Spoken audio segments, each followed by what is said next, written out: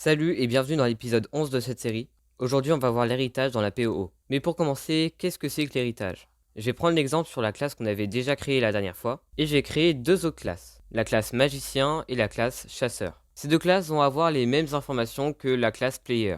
Ils vont eux aussi avoir des points de vie, un nom et des armes. Ils auront aussi leur propre information. Le magicien, lui, aura en plus des sorts et des points de magie. Le chasseur, lui, aura en plus une attaque spéciale. Le problème, c'est que pour faire ça, on doit recoder les attributs et les méthodes de la classe player dans ces deux classes. Mais grâce à l'héritage, on n'a pas besoin de faire ça. Quand on parle d'héritage, c'est la classe A qui hérite de la classe B. A, en plus d'avoir ses éléments à lui, il aura tous les éléments de B. Dans ce cas-là, on peut dire que A est la classe enfant de B et que B est la classe parent de A. Pour notre exemple, le magicien et le chasseur sont des classes enfants de player, et player est la classe parent de ces deux classes. Les classes enfants peuvent être aussi des classes parents, ce qui permet de faire une sorte de chemin. Pour nous, on va créer une classe qui hérite de player. Et donc avant, je vais vous montrer une fonctionnalité que je viens de trouver. On va aller en haut, cliquer sur projet et faire ajouter une classe. Ensuite, on entre le nom de la classe. Donc pour moi, ce sera magician.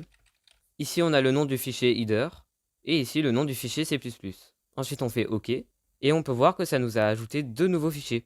C'est une méthode un peu plus simple de créer des classes. Et on n'a pas besoin de tout recoder. Aussi dans magician.cpp, je vais faire using namespace std. Et dans notre fichier header, on a notre classe magician. Sauf que nous, on veut que cette classe hérite de la classe player. Donc avant, on va inclure player.h. Une fois que c'est fait, après le nom de la classe, on va mettre deux points, ensuite public, et enfin le nom de la classe qu'on veut qu'elle hérite. Donc nous, on veut que magician hérite de player. Et voilà, on vient de créer une classe magician qui hérite de la classe player. Bon, maintenant ce qu'on va faire, c'est qu'on va créer des attributs. On avait dit que le magicien aura ses propres informations. Du coup, on va rajouter les points de magie et aussi ses sortilèges. Donc d'abord, on va écrire private pour dire que ces éléments vont être en privé. Ensuite, je vais créer une variable de type integer. On n'oublie pas le underscore. Et là, je vais écrire magic point. Pour le sortilège, je vais créer deux variables. Une pour le nom de ce sortilège et une autre pour les points de dégâts qu'il fait. Donc ici, je vais inclure string. Et maintenant, je peux créer ma variable. Je crée aussi ma variable pour les points de dégâts. Et voilà ce que ça donne. Bon, maintenant, on veut pouvoir utiliser ce sortilège. Pour faire ça, on va reprendre la méthode attaque de player, sauf qu'on va la modifier. Pour modifier une méthode d'une classe parent, c'est comme si on en créait une normalement. Donc ici, je vais la mettre publique, et je vais tout simplement faire void attaque, et je vais mettre aussi les mêmes paramètres que j'avais mis dans ma méthode attaque. En fait, ici, c'est comme si on avait dupliqué la méthode attaque. Aussi, ici, on va laisser player, parce que si on met magicien, ça veut dire que le joueur pourra attaquer seulement des magiciens. Après, on peut très bien le faire, mais du coup, si c'est un joueur qui n'est pas un magicien, il ne pourra pas l'attaquer. Donc moi, je vais remettre sur player. Ensuite, on va dans magicien.cpp, et on va venir du coup recréer la méthode attaque.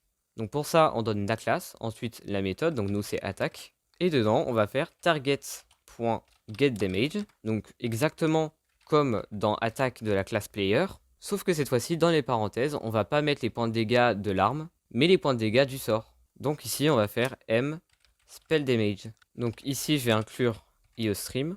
Et là, je vais vous montrer quelque chose qui va créer une erreur. Je vais commencer par afficher le nom, donc mname. On sait que magician hérite de player, donc on sait qu'elle aura aussi l'attribut mname. Mais là, vous voyez déjà, ça m'affiche une erreur. On verra ça un peu plus tard.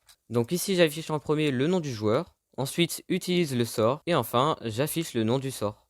Bon, maintenant, on va lancer. Et là, vous voyez que ça met une erreur. Donc ici, on va appuyer sur non. Et ici, dans les erreurs, on a celle-là. Impossible d'accéder à private membre déclaré dans la classe player.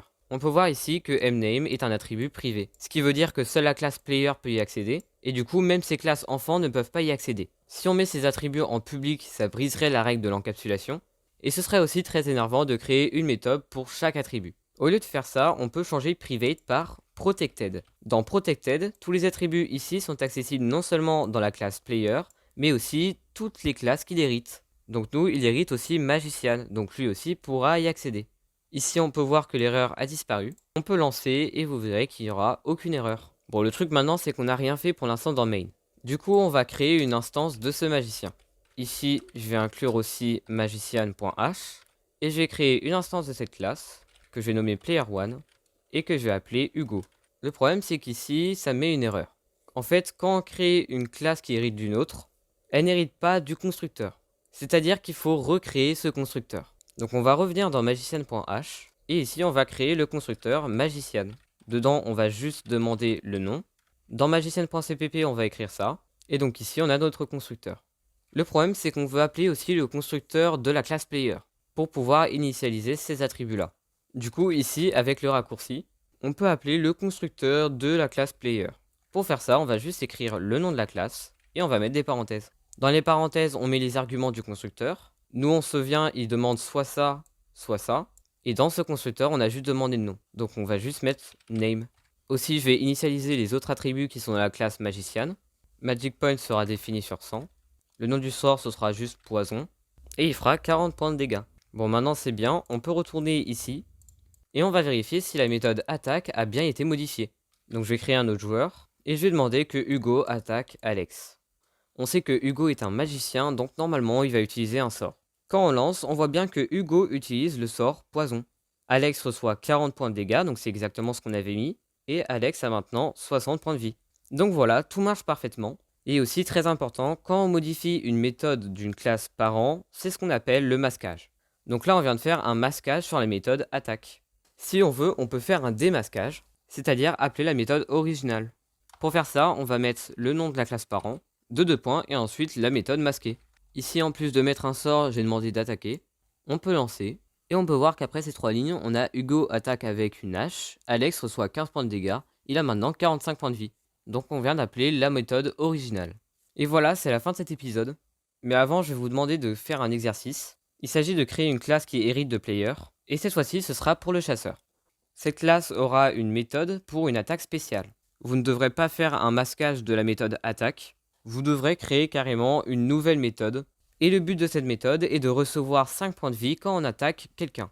Bref, on se retrouve la semaine prochaine pour un nouvel épisode.